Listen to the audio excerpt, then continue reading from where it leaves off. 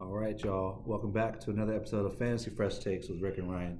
I've got a quick episode that we wanted to get together. This is a very important one. Talking about mock drafts, right? So, although the keepers are not in just yet, we kind of have an idea of who's keeping what and who's doing what. So, Rick and I want to talk about more or less who we think is going where, right? There's a lot of speculation going on out there about who's taking who. Well, we want to provide our opinions. They may be right, they may be wrong. And they may persuade y'all. Who knows? That's not our goal. But maybe some smoke screens. But I think we know with our first picks with Gonzo. So how we're going to do it is I'll talk about one pick, and then Rick will talk about the next pick, and vice versa. So and I'll do Ryan's picks. Yeah, and I'll do Rick's picks as well. So Gonzo, obviously Marvin Harrison Jr. Nothing else need to be said. Yep. Go ahead. So the next one is Eric. At 802. That'll be Neighbors, I think. I think he's going to take Neighbors. I think he's been blowing smoke for the last week or so since he got the 802. I think he's going to go Neighbors to replace Rasheed. Yeah, kind of has to there. Gonzo, I think we think that he should take Jonathan Brooks as running back, but we don't know. We'll see. He needs running backs bad. He needs running backs. There's some other good running backs out there, so maybe he's not as high on Jonathan Brooks as others. Go ahead. Yeah, Fabs, we got him taking Bowers. I think it's going to be a no-brainer for him. He needs some help, and I think Bowers will get him some targets at least. Yeah, that's the position I think he's not keeping either. I think the tight end position is one he's going to come. Yeah, because old boy. Waller? Yeah, he had to go on video. I've seen those things are red. They're horrible, man. Yeah. That dude is horrible. Love is a mother. Hopefully he's okay. Love is a mother. I'm telling you. Then go ahead. All right, so let me see here. So I have Ryan picking Odunze. I think that'll probably be a smart pick. Top 5, all are going to be rookies, and if he's left, then there's no reason why he should go to number 6. Yeah, Damian, I think we're going to go with Caleb Williams at the 806. He needs a quarterback. I don't think he's keeping Trevor Lawrence. Nope. But he could maybe take Jaden Daniels there too. You never know. He's Commanders guy. He's a homer, so he could. Yeah. All right, Phil. We had him taking Ladd. I think that would be a no-brainer for his squad because he already has enough senior leadership. He can maybe develop a young wide receiver, and Ladd should be target laden over there. Yeah, for sure. Yeah. Richard, Amari Cooper is already on his team. I know he's been trying to actively sell him. That's his man. But we think Amari Cooper will be our first veteran taken off the board. And I think it's kind of an easy pick too for him. Yeah. He's probably going to be one of the higher ranked veterans left there too. So it'd be smart to get him. So Ryan, second pick, I think he needs a running back. So I'm looking at possibly White for him. I think White would be the highest ranked running back on the board.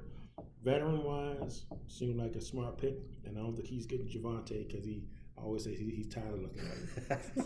I am. That's what he hates. I'm tired of looking at him. Javonte is not even on my team anymore. He's not being kept. He's just still on my roster. I just hate looking at him. See, it causes me so much stress.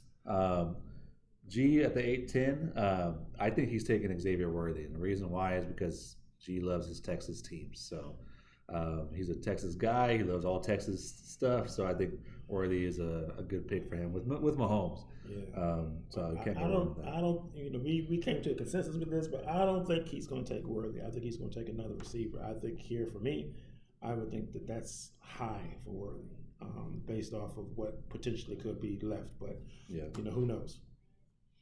Ryan, so it's quarterback time. This is his third pick of the first round. He needs a quarterback as he's not keeping one. I think it's going to be Jordan Love here. So for Eric Getz, Love will not be available in the second round. Damn sure won't be available in the third by the time you come back up. Yeah, so, he doesn't have a ninth, right? He don't have a ninth. Yeah, he ain't getting to the 10th round. That's what I say. Well, he was lucky to get to 8. So if he gets a 9, then he's really shuffling. Yeah, for sure. All right. Next we have Phil. I think he's taking Trey Benson. I think with his roster, Phil doesn't need really anything, so he could afford to kind of wait on these guys to kind of just chill. Trey Benson. Gonna be 2 though. You think he's gonna do 2? 2 rooks? Well, it will be thrust into a starting role immediately. That's true. Trey Benson won't, right? That's true. That's good. Trey Benson, I mean, probably by week 8, week 9 could be the lead guy, and could be earlier than that depending on James Conner's health. So that's probably that's going to be right after Pacheco getting concussed. But we'll talk about that. So 901. I have Phil taking Thomas, the kid down in Jacksonville. So that'd be 3 rookies, huh? Wow. I didn't really know. Yeah, but you got to look at it like this because it's like the would you rather game, right? Would you rather have one of these guys potentially break off? Because remember how late we're drafting. This is the 9th round, right? It's not like the 3rd or whatever. That's true. We're not reaching. Right. In a regular redraft, these guys would be going around this area anyway. Yep. Right? So that's true. I think, because if you think about like Phil with Thomas or Christian Kirk, those guys are right next to each other. Which one would you rather have? That's tough. Because we'll talk about Kirk in a second. Yeah. But next, French with Javonte Williams. I think with his backs, like Josh Jacobs is probably the most iffy guy on his team right now, I think. Yeah, I think so too. Saquon's automatic and all his receivers are automatic. I love Kincaid this year. But he needs something at running back because his receivers will take care of him. Javonte may or may not be the guy. Who knows? But other than that, there's not a lot there after that. So French needs an exorcist.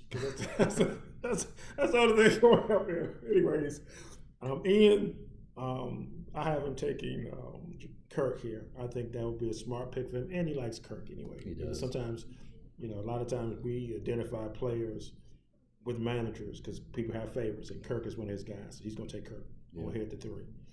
Yep. Next, we have at the 904, we have Fabs. I think he's going to take Eckler. And this pick could be between French and I was going back and forth. French and Fabs is taking one of these running backs, Javonte or Eckler. But I think Eckler needs a little bit more respect than he's been disrespected in all these drafts. I know he looked like crap last year, but he looked like he lost about 4 steps. A little bit. Yeah, there was that one play I remember he broke off and he did not break off. Yeah, he didn't. Yeah, he looked like he lost he got caught. Steps. So that's not the old act. Yeah. So I don't know.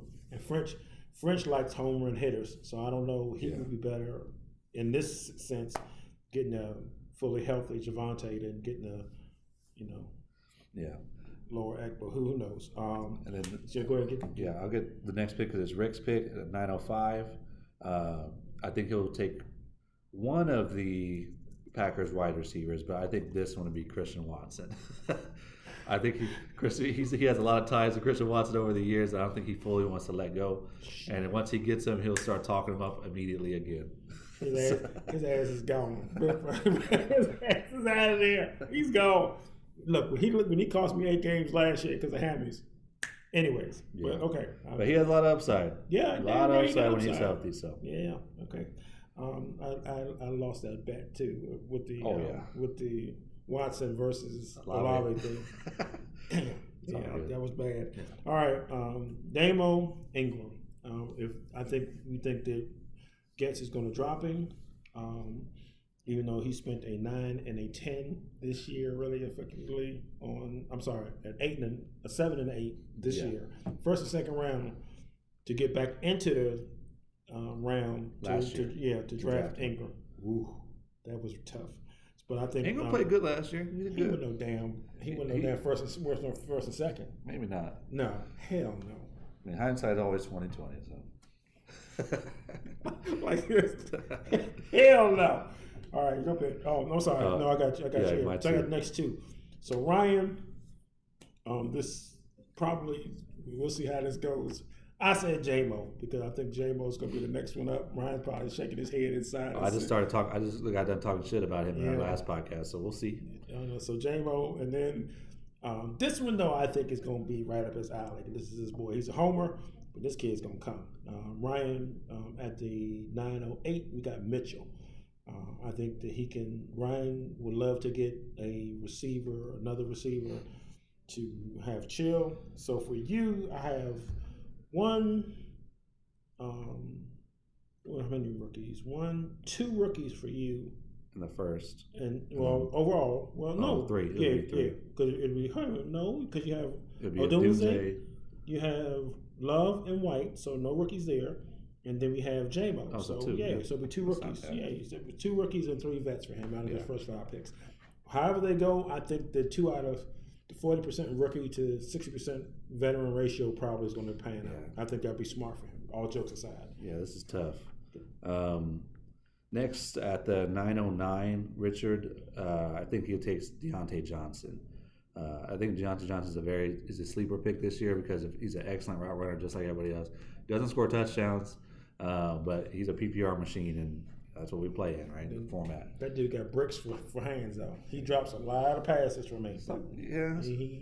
He's very efficient, though. He got lead hands, bro. He must well have your phone in his hand trying to catch a football. And then Rick, and Rick, I have the 9-10 taking Blake Corum. That was kind of spicy. Yeah, I don't think he'll take this one, but if he's there at this pick, then he might. And that may be a possibility because he's been talking crap about Kyron Williams all offseason. So y'all know that man get hurt. So of course he's gonna want to snipe me. And this kid is coming too. That was kind of spicy. I wasn't expecting. This is a reach right there. I think Corum in the 9th round is a little of a reach, but let the phone home. Yeah. Just saying, that was good. All right. So for the 9-11, Gonzo needs backs still because he did not pick a back. Well, he got Brooks, who was a rookie, who probably still going to be on the bench by the time this 9-11 comes around, for real anyways. And he got Marv. So this is his 3rd pick on the first 2 rounds. We got him going Zeke here. He needs some kind of stability. If nothing else, Zeke will give you end zone, I think. Yep. So. And then last here, no-brainer. Phil needs a tight end. There was a couple of them we thought maybe Njoku because he did so well for him last year and kind of helped him win a championship. But we think the Steelers' blood is going to go flow through the rivers, and he's going to draft Pat Freiermuth at the 9-12. So, and then after this recording, I'm going to give it to Gonzo because he'll follow it verbatim. Dude, you know nobody ain't doing no research. Gonzo, this is for you, bro. This is for you. We go get it right here because your ass ain't studying nothing. So we'll make sure you're prepared. So. Yes, we did this for you. We got some room for errors. We hope you guys don't take this too seriously because then we'll be on top of our game then. And for real, then we would have had everybody. Yeah, for real, so. And we'll have everybody that I want. Although that Jameson pick, I may have to change that one. But anyways. James won't be good for you, man. It could be. I just told you. I told you earlier. I was if you can't beat out Josh Reynolds and Mustang John J. Pride right there. But you can always get Javante. No. That won't happen. He hates Javante has scarred me. He hates Javante. I had him in my starting lineup way too often last year. It's terrible. Terrible. He said, I'm tired of looking at him. He's just there. If everybody wants him, you guys got about 3 weeks, 2 weeks to get him. So, all right, you guys. Until next time. This shit be cracking me up.